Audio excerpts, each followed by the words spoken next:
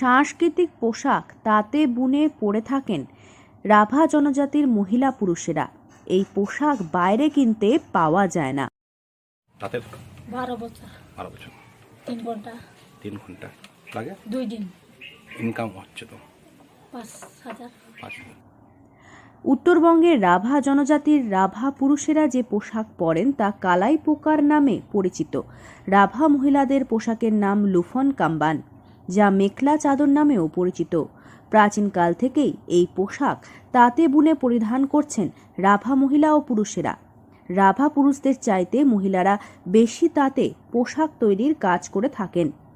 তবে পোশাক বিক্রির স্থায়ী ঠিকানা না থাকায় বর্তমানে এই কাজে আর আগ্রহ দেখায় না নতুন প্রজন্মের মেয়েরা।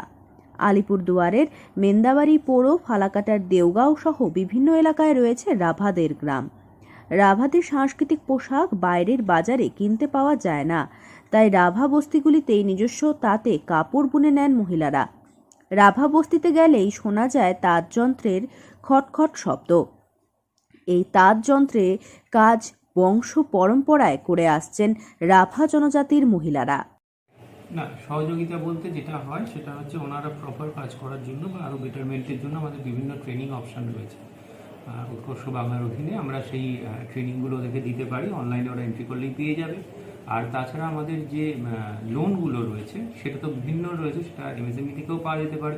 আবার ওনারা যেহেতু মহিলা, ওনারা এসএইচজি করেন, ওনারা সরাসরি এনআরএলএমের যে লোন সেখান থেকেও নিতে পারবেন। বাড়ির কাজ সামলে মেয়েদের পরনের লুফন কাম্বান তৈরি করেন তারা। রাভা সংস্কৃতির পোশাক বাঁচিয়ে রাখতেই তাঁত চালান মহিলারা। সর্জিনা রাভা নামের এক তাঁতশিল্পী জানান, নতুন প্রজন্ম যদি আকর্ষিত না হয় এই কাজে, তাহলে তাদের সংস্কৃতি হারিয়ে যাবে। এই শিল্প বৃহদাকার লাভ করুক, এটাই তারা চাইছেন। এই পোশাক বিক্রির স্থায়ী ঠিকানা থাকা প্রয়োজন। বাড়ির কাজ সামলে তাঁত চালিয়ে বাইরে বিক্রি করা সম্ভব নয় এই মহিলাদের পক্ষে, যার ফলে মাসে কষ্ট করে 5,000 টাকার বেশি আয় করতে পারেন না তারা।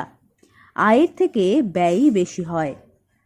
এই বিষয়ে কালচিনির বিডিও জয়দীপ চক্রবর্তী জানান, রাভা তাঁত শিল্পীরা আবেদন জানালেই প্রশিক্ষণ ও লোনের ব্যবস্থা করা হবে। আলিপুরদুয়ার থেকে অনন্যাদের রিপোর্ট, লোকাল 18 বাংলা।